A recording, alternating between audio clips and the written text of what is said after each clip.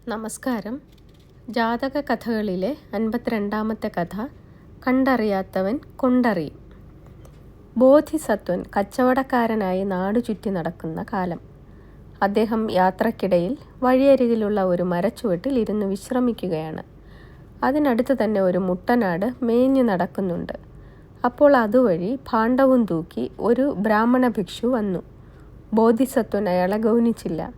ഭിക്ഷുവിന് അതത്ര പിടിച്ചില്ല. ഭിക്ഷുവിൻ്റെ ഭാണ്ഡവും പുതപ്പും ഒക്കെ കൂടി കണ്ട് ആട് ഒന്ന് പരിഭ്രമിച്ചു. അത് വാല് താഴ്ത്തി പുറകോട്ട് പതുങ്ങി. ഈ കാഴ്ച കണ്ട് ഭിക്ഷു കരുതി ആട് തന്നെ വണങ്ങുകയാണെന്ന്. അയാൾക്ക് സന്തോഷമായി. ബോധിസത്വൻ കൂടി കേൾക്കാൻ അയാൾ ഉറക്കെ പറഞ്ഞു, ഒരു മൃഗമാണെങ്കിലും ആ ആടിന് വകതിരിവുണ്ട്. അതിനെ ബഹുമാനിക്കേണ്ടവരെ കണ്ടാൽ അറിയാം. എന്നിട്ട് ഭിക്ഷു കൈയുയർത്തി ആടിനെ അനുഗ്രഹിച്ചു.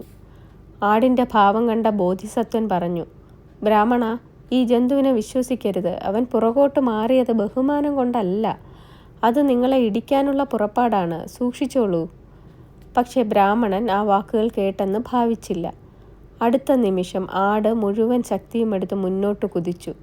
ഒറ്റ ഇടിക്ക് ഭിക്ഷുവിനെ നിലത്തിട്ടു. പിന്നെയും പിന്നെയും ഇടിച്ചു. ഇടിയുടെയും വീഴ്ചയുടെയും വേദന കൊണ്ട് അയാൾ കിടന്ന് ഞരങ്ങി. അപ്പോൾ ബോധിസത്വൻ പറഞ്ഞു, കണ്ടറിയാത്തവൻ കൊണ്ടറിയും. നന്ദി.